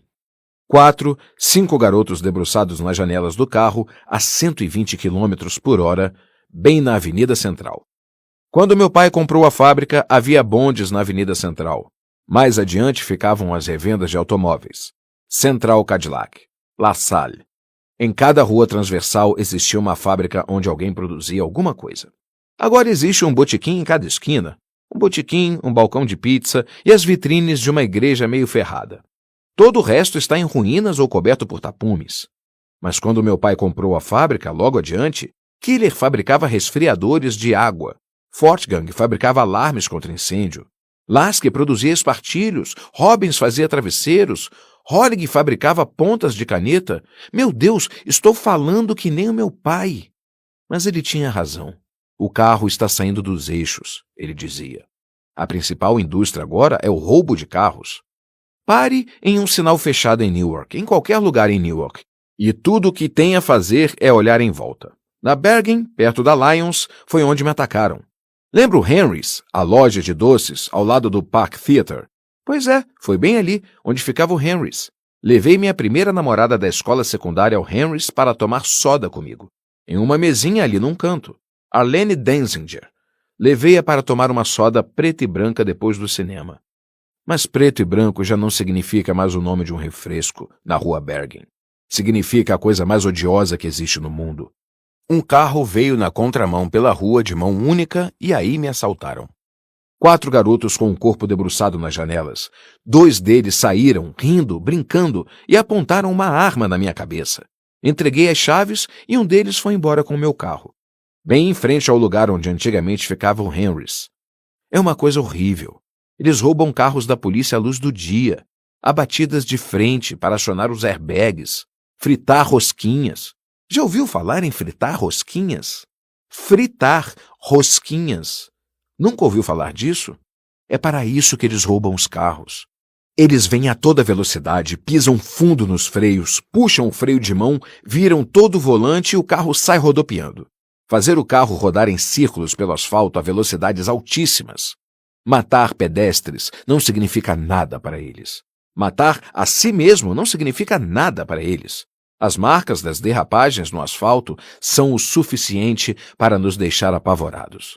Mataram uma mulher bem em frente à nossa casa, na mesma semana em que meu carro foi roubado. Fritando rosquinhas. Testemunhei aquilo. Eu ia sair para o trabalho, uma velocidade incrível, O carro rugindo, guinchando diabolicamente, foi horrível. Fez o meu sangue gelar. Ela estava simplesmente saindo com o carro da segunda, e essa mulher, uma mulher negra e jovem, é atingida. Mãe de 3 crianças. 2 dias depois foi um de meus próprios empregados, um cara negro. Mas eles não se importam. Negros, brancos, isso para eles não importa. Matam qualquer um. Um colega chamado Clark Tyler, meu encarregado da expedição, tudo o que ele estava fazendo era sair do estacionamento para ir para casa. 20 horas de cirurgia. 4 meses em um hospital. Incapacidade permanente. Lesões na cabeça, lesões internas, bacia quebrada, ombro quebrado, espinha fraturada, uma perseguição em alta velocidade. Um garoto alucinado em um carro roubado e os guardas correndo atrás dele. E aí o garoto se arrebenta de cara no carro do meu empregado, afunda a porta do lado do motorista e é o fim da linha para o Clark. 120 km por hora em plena Avenida Central. O ladrão de carro tinha 12 anos.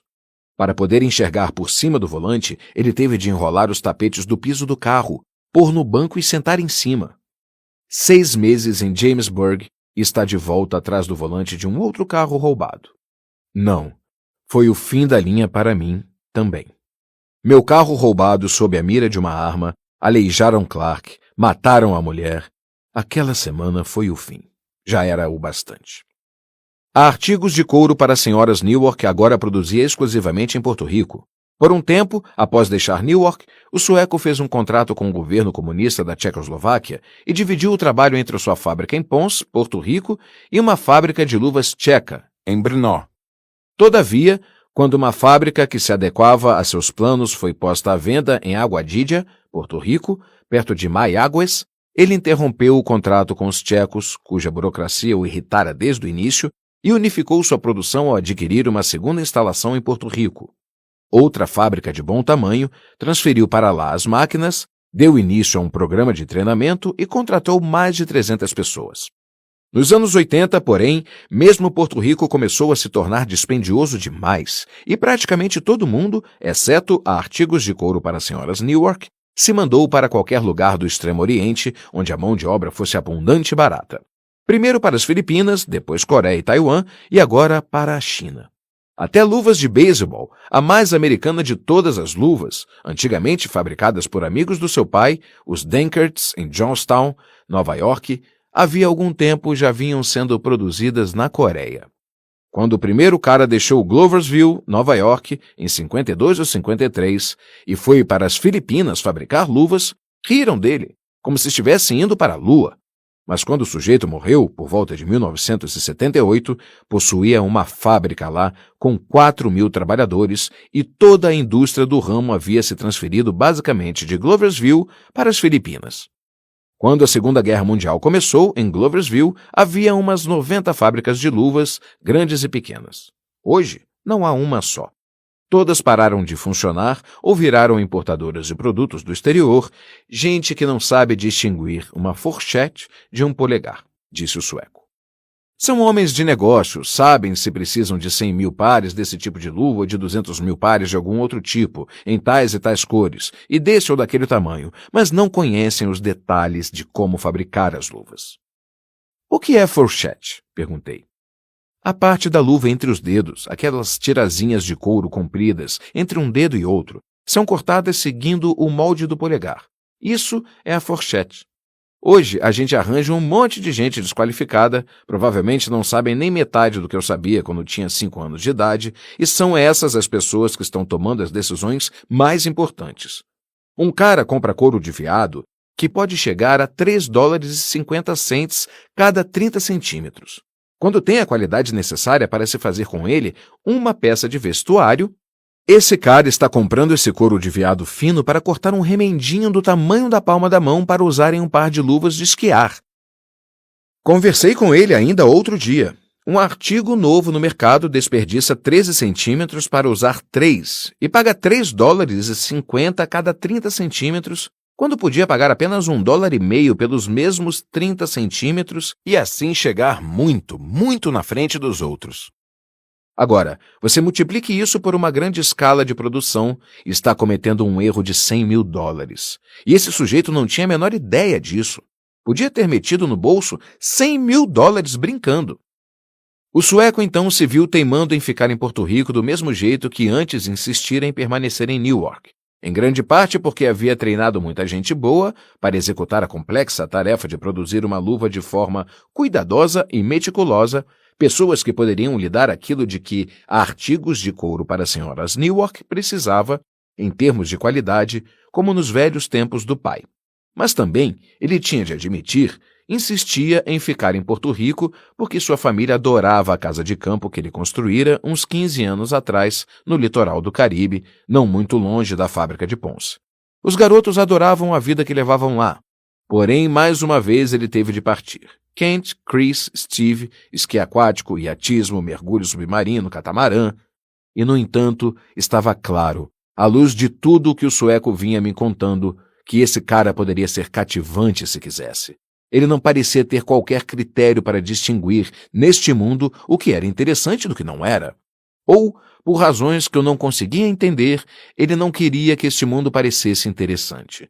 Eu daria qualquer coisa para levá-lo de volta a Kyler, Fortgang, Lasky, Robbins e Honig, de volta às forchetes e aos detalhes de como fabricar uma boa luva, até mesmo de volta para o cara que pagava $3,50 em troca de cada 30 centímetros de um couro inadequado para fazer um artigo supérfluo. Mas uma vez que o sueco desandava a falar dos filhos, não havia uma maneira educada para eu desviar o seu foco novamente para longe das proezas dos seus garotos, em terra ou no mar. Enquanto aguardávamos a sobremesa, o sueco deixou escapar que ele estava se permitindo comer um gorduroso zabaione após o zite, só porque, depois de ter retirado a próstata alguns meses antes, ele ainda se achava 5 quilos abaixo do seu peso ideal. A operação correu bem? Tudo certo, respondeu. Alguns amigos meus, comentei, não se recuperaram dessa cirurgia tão bem quanto esperavam. Essa operação pode ser uma verdadeira catástrofe para um homem, mesmo quando os médicos conseguem retirar o câncer. Sim, isso pode acontecer, eu sei. O sujeito pode acabar impotente, falei. Um outro pode ficar impotente e incontinente. Caras da minha idade. Foi muito duro para eles, desolador. Pode obrigar a gente a andar de fraldas. A pessoa a quem eu me referira como um outro era eu mesmo.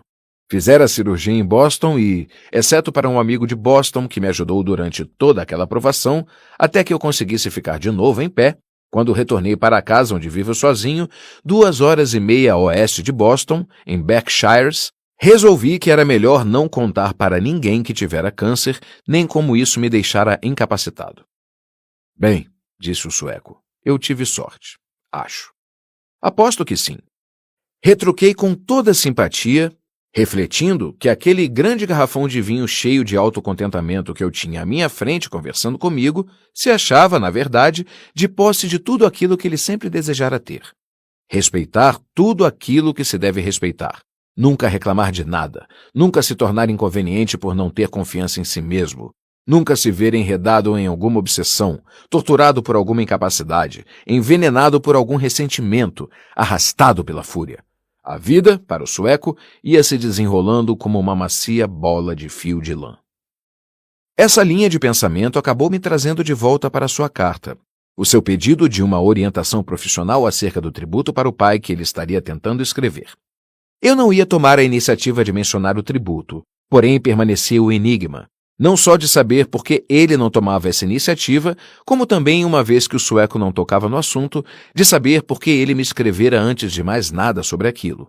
Eu só podia concluir, levando em conta o que agora sabia a respeito da sua vida, pouco pródiga em contrastes e escassamente perturbada por contradições, que a carta e o seu conteúdo tinham a ver com a operação, com algo fora do padrão que sobreveio depois, alguma emoção nova e surpreendente que subiu à tona. Sim, pensei.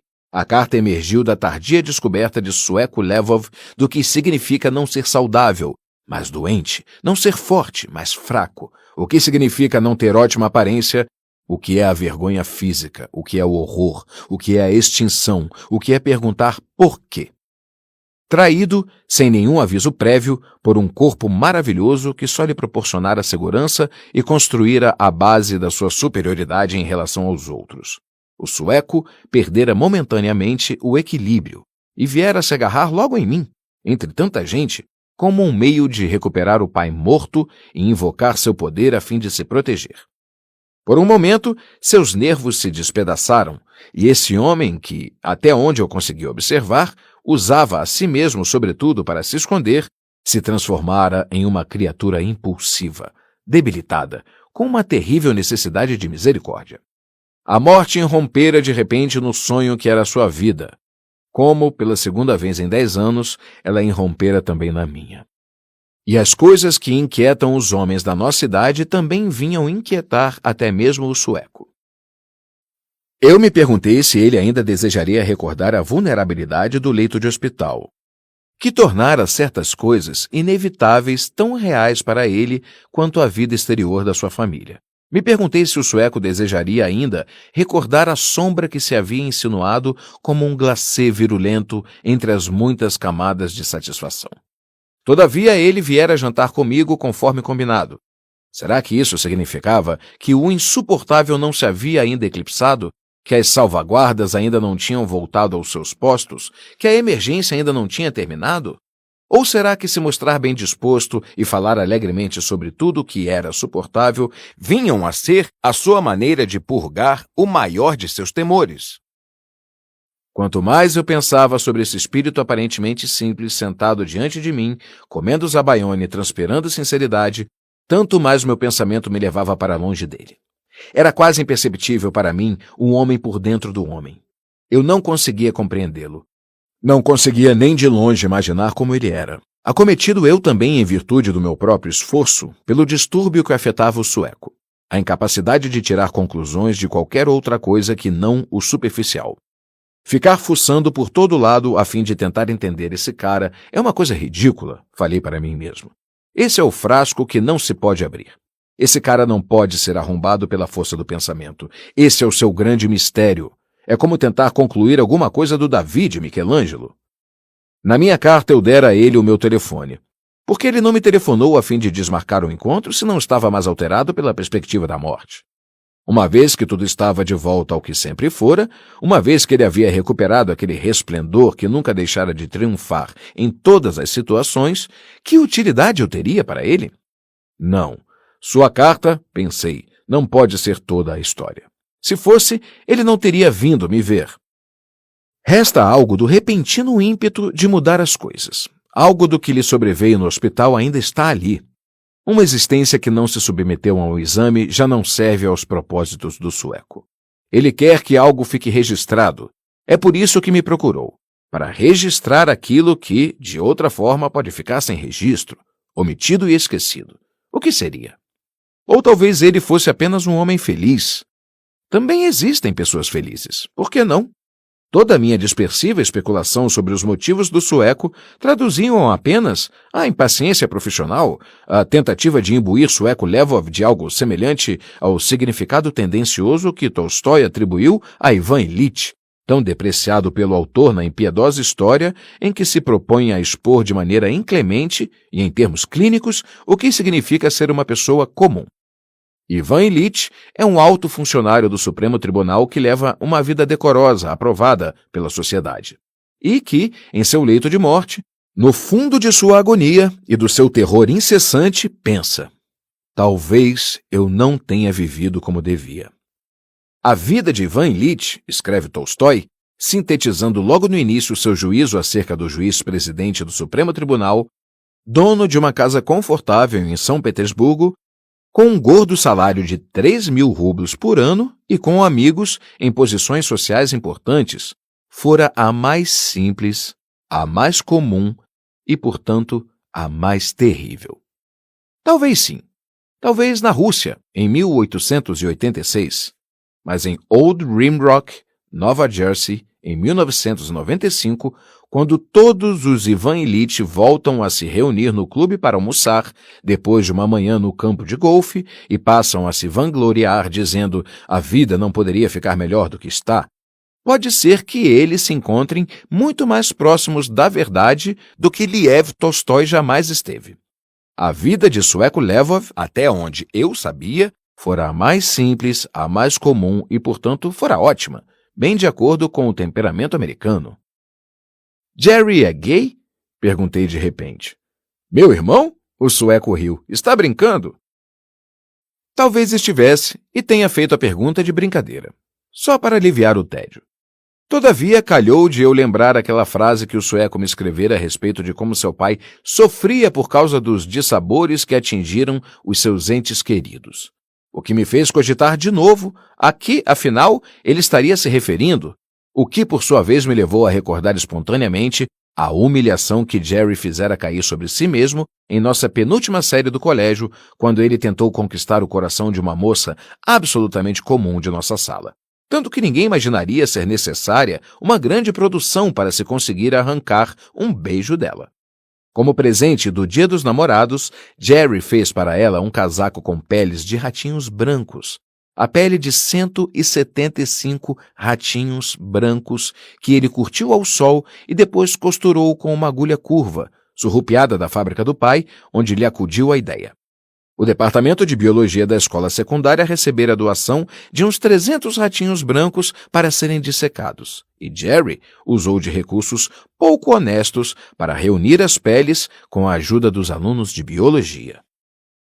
Sua excentricidade e seu gênio tornaram crível a história que contou a respeito de uma experiência científica que estaria realizando em casa.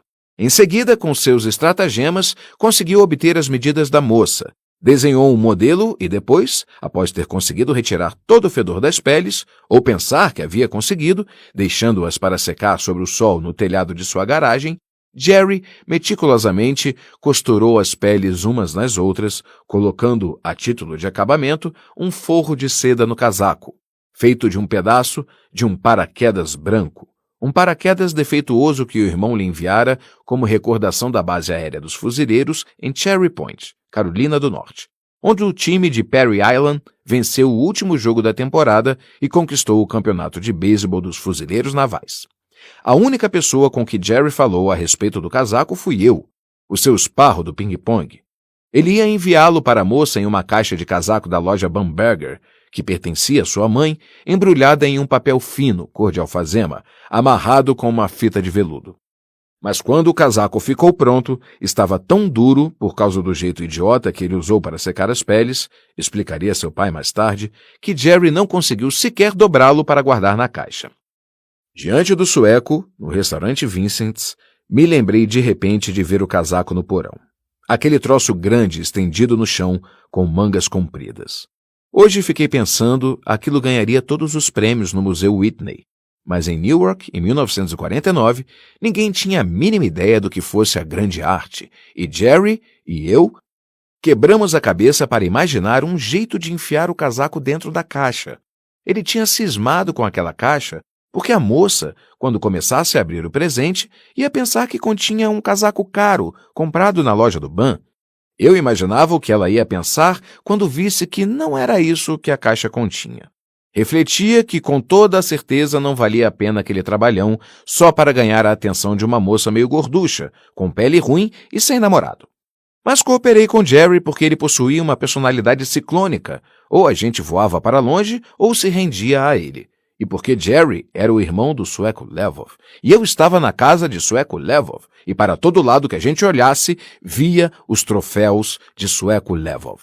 No final, Jerry acabou desmanchando o casaco todo e costurou outra vez, de tal modo que a costura ficou atravessada bem na frente do peito, criando uma espécie de dobradiça que permitia que fosse dobrado e enfiado na caixa.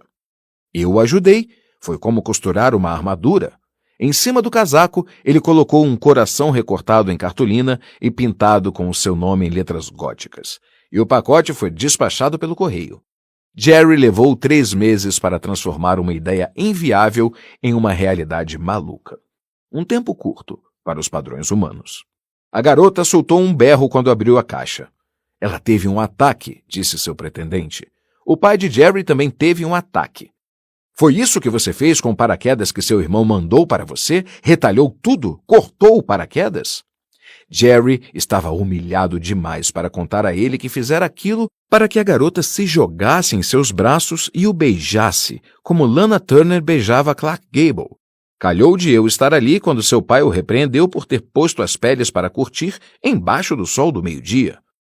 Uma pele precisa ser tratada de maneira adequada.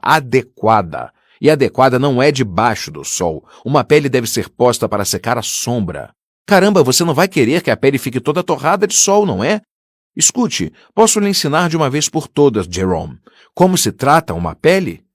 E assim fez, muito agitado no início, incapaz de conter sua frustração com a inépcia do próprio filho para trabalhar com couro, explicando a nós dois o que eles haviam ensinado aos comerciantes a fazer com as peles de carneiro na Etiópia antes de embarcá-las para artigos de couro para as senhoras Newark, a fim de serem tratadas no curtume. Você pode salgar a pele, mas fica caro. Sobretudo na África, fica muito, muito caro. E lá eles roubam o sal. Aquela gente não tem sal. É preciso pôr veneno no sal para que eles não roubem. Um outro jeito é embrulhar as peles. Tem várias maneiras. Pode ser em uma tábua ou em uma moldura. A gente amarra a pele em volta e dá uns pequenos cortes. Amarra bem e deixa para secar à sombra. À sombra, meninos. Tem também o que chamamos de pele secada com sílex. A gente espalha um pouco de sílex em cima dela e isso impede que se deteriore. Evita que os insetos ataquem. Para meu grande alívio, o ultraje dera lugar, de maneira espantosamente rápida, a uma investida paciente e pedagógica, embora enfadonha. O que pareceu irritar Jerry ainda mais do que enfrentar o vendaval das broncas e dos bufos zangados do seu pai. Pode muito bem ter sido naquele mesmo dia que Jerry jurou a si mesmo que nunca ia chegar nem perto do trabalho do pai. Para combater o fedor das peles, Jerry tinha encharcado o casaco com o perfume de sua mãe. Porém, quando o casaco foi despachado pelo correio, já tinha começado a feder de novo, como fizera o tempo todo, de forma intermitente, e a menina ficou tão revoltada quando abriu a caixa, tão ofendida e horrorizada, que nunca mais falou com Jerry. Segundo as outras garotas, ela pensava que Jerry tinha saído por aí caçando todos aqueles animaizinhos e depois os enviara para ela por causa da sua pele estragada. Jerry ficou furioso quando recebeu a notícia e, no meio da partida de ping-pong que travamos a seguir, amaldiçoava a garota e chamava todas as garotas de babacas. Se não tivera antes a coragem de convidar alguma delas para sair com ele, a verdade é que depois disso nunca mais tentou. E foi um dos 3 únicos garotos que não apareceram no baile de formatura. Os outros 2 eram aquilo que nós identificávamos como frescos. E por isso, eu agora fazia ao sueco uma pergunta a respeito de Jerry que jamais sonharia fazer em 1949, quando não tinha nenhuma ideia clara do que fosse um homossexual e não podia imaginar que alguém conhecido pudesse ser tal coisa. Na época, eu achava que Jerry era Jerry, um gênio, com uma ingenuidade obsessiva e uma inocência colossal no que concerne a garotas. Naquele tempo, isso explicava tudo. Talvez explique mesmo, mas eu estava, na verdade, tentando descobrir se alguma coisa podia andar perturbando a inocência desse soberbo sueco, e tentando evitar que eu cometesse a rudeza de simplesmente pegar no sono diante dele. Por isso lhe perguntei: o Jerry é gay? Quando garoto, tinha sempre algo de secreto no Jerry. Falei. Nunca havia garotas com ele, nunca teve amigos mais chegados, tinha alguma coisa diferente em torno dele, em torno e mesmo para além do seu cérebro. Algo que o colocava à margem. O sueco concordou com um gesto de cabeça, olhando para mim como se compreendesse, melhor do que qualquer outro ser humano, o sentido profundo do que eu estava dizendo. E por causa desse olhar perscrutador, que eu juraria que não enxergava coisa alguma. Toda aquela entrega que não tinha nada o que entregar e não entregava mesmo nada, eu não tinha a menor ideia de onde poderiam andar seus pensamentos, ou sequer se ele possuía algum pensamento. Quando, por um momento, parei de falar, senti que minhas palavras, em vez de cair na rede da atenção do meu ouvinte, vinham se ligar a coisa nenhuma no seu cérebro, entravam ali e se desmanchavam. Algo em torno dos olhos inofensivos, a promessa que formulavam de que ele jamais seria capaz de fazer outra coisa senão que fosse certo, começava a me incomodar. E deve ter sido por isso que, logo depois, falei a respeito da sua carta, em vez de ficar de boca fechada até que viesse a conta e eu pudesse ir embora e ficar longe dele durante outros 50 anos. De modo que, quando o ano de 2045 estivesse passando, eu pudesse sair de novo à procura do sueco. Combatemos nossa superficialidade, nossa falta de profundidade, de modo a tentarmos nos aproximar dos outros livres de expectativas irreais, sem uma sobrecarga de preconceitos, esperanças, arrogância, da forma menos parecida com o avanço de um tanque, sem canhão, sem metralhadoras e sem chapas de aço de 15 centímetros de espessura. A gente se aproxima das pessoas da forma menos ameaçadora, de pés descalços. Em vez de vir rasgando o capim com as esteiras do trator, recebe o que elas dizem com a mente aberta, como iguais, de homem para homem, como dizíamos antigamente, e mesmo assim, a gente sempre acaba entendendo mal as pessoas. A gente pode também possuir o cérebro de um tanque. Já estamos entendendo errado as pessoas antes mesmo de encontrá-las. Enquanto ainda estamos prevendo o que vai acontecer, entendemos errado enquanto estamos diante delas. E depois vamos para casa e contamos a alguém sobre o encontro e, de novo, entendemos tudo errado. Uma vez que a mesma coisa acontece com os outros em relação a nós, tudo vira uma ilusão desnorteante, destituída de qualquer percepção, uma espantosa farsa de incompreensões. E com tudo isso, o que é que vamos fazer a respeito dessa questão profundamente significativa que são as outras pessoas, que se veem drenadas de toda a significação que julgamos ser a delas e adquirem, em vez disso, um significado burlesco? O que vamos fazer se estamos tão mal equipados para distinguir os movimentos interiores e os propósitos invisíveis uns dos outros?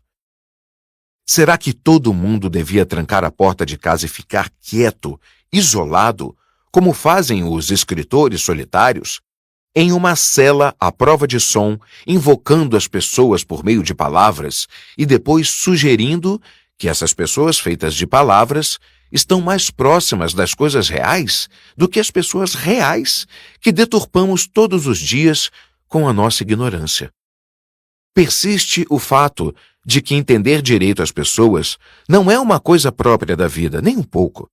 Viver é entender as pessoas errado, entendê-las errado, errado e errado, para depois, reconsiderando tudo cuidadosamente, entender mais uma vez as pessoas errado. É assim que sabemos que continuamos vivos, estando errados. Talvez a melhor coisa fosse esquecer se estamos certos ou errados a respeito das pessoas e simplesmente ir vivendo do jeito que der. Mas se você é capaz de fazer isso, bem, boa sorte. Quando você me escreveu sobre o seu pai e os dissabores que ele tinha sofrido, me veio à cabeça a ideia de que talvez Jerry fosse um desses dissabores. Seu pai não reagiria melhor do que o meu se descobrisse que tinha um filho viado. O sueco sorriu com um sorriso que se recusava a se mostrar superior, que pretendia me tranquilizar, garantindo que nada nele poderia ou desejaria opor qualquer resistência a mim. Um sorriso que me indicava que, por mais adorado que fosse, o sueco não era nem um pouco melhor do que eu. Talvez até fosse um pouquinho mais insignificante. Bem, felizmente para o meu pai, isso não foi preciso. Jerry foi o filho que estudou medicina. Ele não poderia ter mais orgulho de ninguém do que tinha de Jerry. Jerry é médico? Em Miami, cirurgião cardíaco, $1 milhão por ano. Casado? Jerry é casado. O sorriso de novo. A vulnerabilidade desse sorriso era um elemento surpreendente. A vulnerabilidade do nosso musculoso recordista em face de toda a rudeza necessária para sobreviver. A recusa do sorriso em admitir, muito menos em sancionar para si mesmo, a obstinação feroz que 7 décadas de sobrevivência exigem de um homem. Mas qualquer um com mais de 10 anos de idade acredita que com um sorriso, ainda mais um sorriso assim, gentil e afável, pode subjugar todas as coisas que estão a fim de ferrar com a gente. Com um sorriso a gente se defende até o fim. quando o braço forte do imprevisto desce em cima da nossa cabeça, arrebentando tudo. Mais uma vez comecei a pensar que o sueco, talvez, estivesse mentalmente perturbado, que aquele sorriso talvez fosse um sinal de demência. Não havia nele nenhuma impostura, e isso era o pior. O sorriso não era falso. Ele não estava imitando nada. Essa caricatura era aquilo mesmo. Vinha da maneira mais espontânea após uma vida inteira se esforçando cada vez mais profundamente. Em quê? Será que a ideia de ver a si mesmo nos subúrbios do estrelato o havia coroado de grinaldas? Havia mumificado o sueco como um menino para sempre? Era como se tivesse abolido do seu mundo tudo o que não caísse bem nele. Não apenas a falsidade, a violência, o escárnio, a crueldade, mas tudo o que fosse remotamente áspero e grosseiro. Qualquer ameaça da contingência, esse terrível arauto do desamparo. Nem por um segundo ele interrompeu sua tentativa de fazer sua relação comigo parecer tão simples e sincera quanto a aparente relação consigo mesmo. A menos que ele fosse apenas um homem maduro, tão tortuoso quanto qualquer outro homem maduro. A menos que aquilo que havia despertado com a cirurgia para extrair o câncer e que momentaneamente conseguira penetrar na confortável posse das coisas que havia durado uma vida inteira, tivesse sido completamente extinto pela sua perfeita recuperação. A menos que ele não fosse uma personalidade sem nenhuma personalidade para revelar, mas sim alguém com uma personalidade que ele não desejava de maneira alguma pôr a nu. Apenas um homem razoável que compreende que, se a gente tem em alta conta a nossa privacidade e o bem-estar de nossos entes queridos, a última pessoa para quem se deve fazer confidências é um romancista produtivo. Dê ao romancista, em lugar da história da sua vida, a frontal recusa representada pelo sorriso deslumbrante. Fuzile o romancista com as balas estupefacientes do seu sorriso de príncipe da brandura. Depois, raspe o zabalhone do seu prato e volte depressa para Old Rimrock, Nova Jersey, onde está sua esposa e o seu trabalho, não o dele. Jerry se casou 4 vezes, disse o sueco, sorrindo. Um recorde na família. E você? Eu já havia deduzido pela idade de seus 3 filhos que a esposa loura e quarentona com os tacos de golfe devia ser a segunda esposa, talvez até a terceira. No entanto, o divórcio não combinava com a minha imagem de alguém que se recusava com tamanha persistência a deixar registrado o componente irracional da sua vida. Se tivesse havido um divórcio, deveria ter partido da Miss Nova Jersey. Ou então ela havia morrido. Ou estando casada com alguém que precisava manter sua atividade com a aparência de algo absolutamente perfeito, alguém que se dedicava de corpo e alma à ilusão da estabilidade. Ela talvez tenha sido levada a se suicidar. Talvez esse seja o dissabor que o atingiu. Com perversidade, minhas tentativas de atinar com a peça que faltava e que daria uma imagem completa e coerente do sueco continuavam a identificá-lo com perturbações, das quais não havia o menor vestígio no modelo de perfeição que era o seu rosto, que envelhecia de uma forma esplêndida. Eu não conseguia resolver se essa superfície em branco que via no sueco era como a neve que cobria alguma coisa ou como a neve que cobria nada. Eu? 2 esposas. Esse é o meu limite. Comparado a meu irmão, sou um pão duro. Sua última esposa está por volta dos 30 anos de idade. Metade da idade dele. Jerry é o médico que se casa com a enfermeira. Todas as 4 mulheres enfermeiras. Elas veneram o chão em que o Dr. Levov pisa. 4 esposas, 6 filhos. Isso deixou meu pai meio doido. Mas Jerry é um cara grande, um cara meio estourado, a prima-dona todo-poderosa dos cirurgiões. Tem um hospital inteiro nas mãos. E assim até mesmo meu pai acabava se rendendo. Não tinha jeito, senão ele o teria perdido. Meu irmão caçula não perdia tempo com bobagens. Meu pai esperneava e gritava a cada divórcio. Tinha vontade de matar o Jerry. Mas assim que o Jerry se casava outra vez, a nova esposa, aos olhos do meu pai, era mais principesca ainda do que a anterior. Ela é um anjo, é uma doçura, ela é a minha menina. Se alguém falasse qualquer coisa ruim de qualquer uma das esposas do Jerry, meu pai virava bicho. Ele adorava os filhos de Jerry. 5 garotas, um menino. Meu pai adorava o menino, mas as garotas, essas eram as meninas dos seus olhos. Não existia nada que ele não fizesse pelas crianças, por qualquer um de nossos filhos. Quando ele tinha todos à sua volta, todos nós, todos os netos, meu pai se sentia no paraíso. 96 anos e nunca ficou doente um só dia da sua vida. Após o ataque, durante os 6 meses que precederam sua morte, isso foi o pior. Mas ele teve muitas alegrias. Teve uma vida de verdade, um verdadeiro lutador, uma força da natureza, um cara que ninguém conseguia deter. Um ligeiro tom oscilante vibrou nas suas palavras quando o sueco discorreu sobre o pai. A voz retumbando de reverência amorosa, revelando sem pudor que nada havia permeado sua vida tanto quanto as expectativas do pai. O sofrimento poderia ter sido muito pior, disse o sueco. Apenas 6 meses, e mesmo então, na metade do tempo, ele não tinha ideia do que estava acontecendo. Simplesmente foi dormir uma noite e nós o perdemos. Ao dizer sofrimento, eu quis sugerir aquele sofrimento que o sueco mencionara em sua carta, provocado no pai pelos dissabores que atingiram seus entes queridos.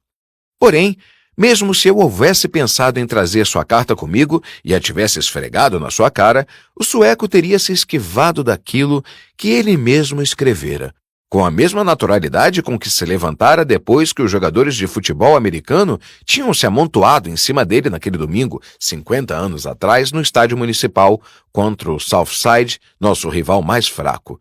E o sueco conseguiu o recorde estadual, marcando 4 vezes seguidas em 4 passes consecutivos. É claro, pensei, é claro. Minha ânsia de descobrir um substrato, minha incessante suspeita de que havia mais coisa ali do que eu estava vendo, acabou por despertar nele o temor de que eu pudesse ir adiante e dizer ao sueco que ele não era aquilo que queria que nós acreditássemos que era. Mas então pensei o seguinte: por que descarregar sobre ele toda essa reflexão? Por que esse apetite para conhecer o sujeito a fundo? Estava assim esfomeado porque uma vez, tempos atrás, ele me disse só para mim: essas coisas nunca acontecem no basquete, Saltador. Por que espremer o sueco desse jeito? O que é que há com você, afinal? Não existe nada aqui a não ser aquilo que está vendo. Ele é tudo o que há para se ver. Sempre foi. Não está simulando toda essa virgindade. Você está pedindo profundezas que não existem. Esse cara é a encarnação de nada. Eu estava errado. Nunca estive tão errado a respeito de alguém em toda a minha vida.